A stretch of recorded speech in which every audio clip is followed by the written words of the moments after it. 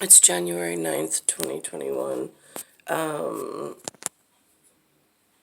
Earlier, like maybe a couple stories earlier, it's now 8:24.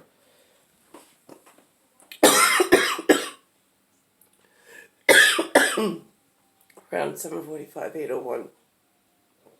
They showed something about the minted quarter, the Washington faced silver coin that they were, she broadcast that they had permission to change the quarterback, which I dispute because I wasn't asked. There was no vote put in place. There was no question that it was even going to be changed. Why would they even want to change it? I could fathom, and it scares me as to why they're trying to push this. But I certainly, on the reservation of New York, I haven't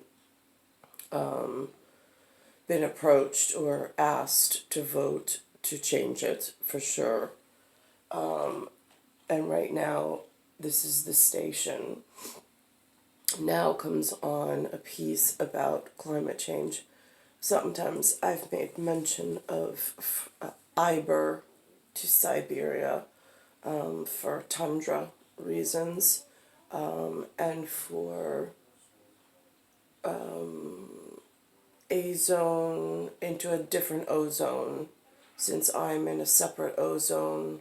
I don't know if it's separate, but on the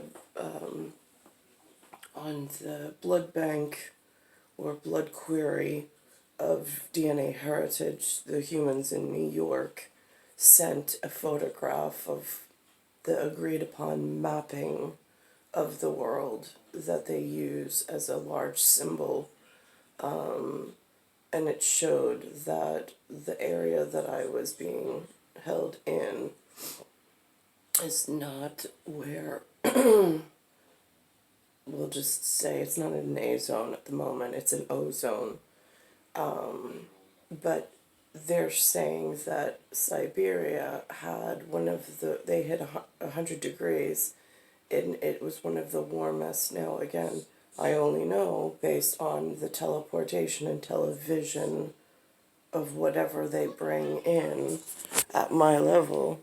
It's just recently we had this is what we call a dusting of snow. It was maybe 5 inches. It's a couple of days after it's been cold enough that it hasn't melted away.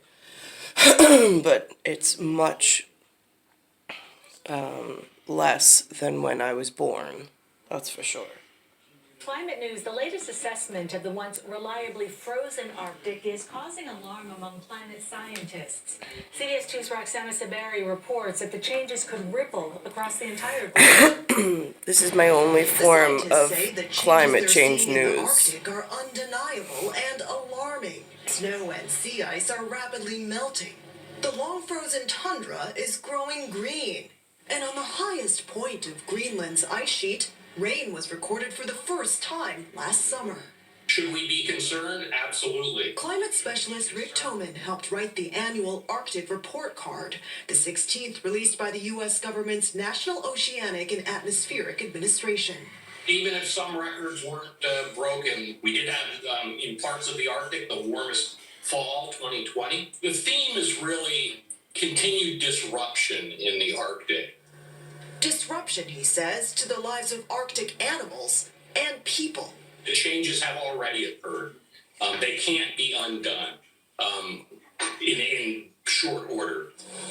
Now, the message that the human speaks, and he's somewhat in a close lineage, familiar, whatever, to myself, I understand. I have not read his report cards. I don't know Oceanic Service. It gets difficult to read the fluff on the internet sometimes, not necessarily the reports themselves, but to pick through without a guide, to pick through all of the congestion of extra cyber advertising and fluff, like filler. I mean, the meat and potatoes is this and comes across when they do a televised spot, but I don't know the participants in the, like, I know if you're in that industry, but again, in New York, or at least in this area and in my life frame, there there was no talk of climate change when I was a kid at all. And there was no words of entry to seek after as a career or as like a extension family to join in some form of mission type of a way. None of that. They had plant a tree. That was about it. I think that was the extent of what, on an Earth Day, we planted a tree.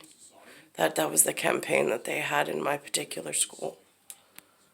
Even wildfires are scorching land that was once permanently frozen in Siberia, which the UN says hit a record high of around 100 degrees Fahrenheit in 2020.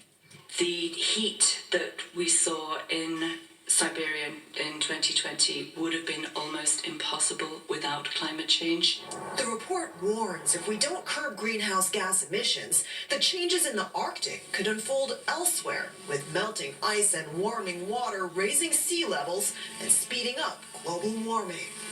So what can we do? We have to reduce very dramatically the amount of carbon dioxide that humans are causing to be put into the air. There's no... That's a portion of it. The other portion is the radio telescopy. That is so much more damaging because it's causing convection. There's no doubt about that. It's late, but the best time to take action was 50 years ago, and the second best time is right now. The sooner we act to protect the Arctic, he says, the more we can keep dramatic disruptions there from cascading to the rest of the planet. Roxana Saberi, CBS News, London. Two new dogs could be best in show. A Hungarian farm dog and a tiny pet from Russia are the latest breeds to be recognized by the American Kennel Club. The two are the Moody and the Russian Toy. They're both now eligible to compete for Best in Show at many U.S. dog shows, including the prestigious Westminster Kennel Club show held here in New York, but postponed this year due to the pandemic. The AKC is the country's oldest registry for purebred dogs, and it recognizes 199 breeds, including the two newcomers. They're cute. With the climate change again, where does one even begin?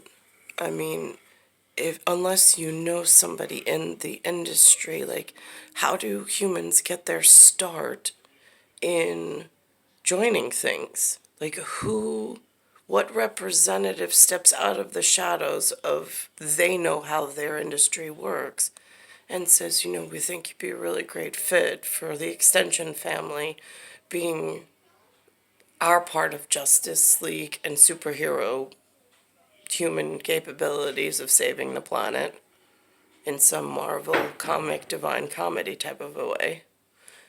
I mean, that's what's been so in my life frame.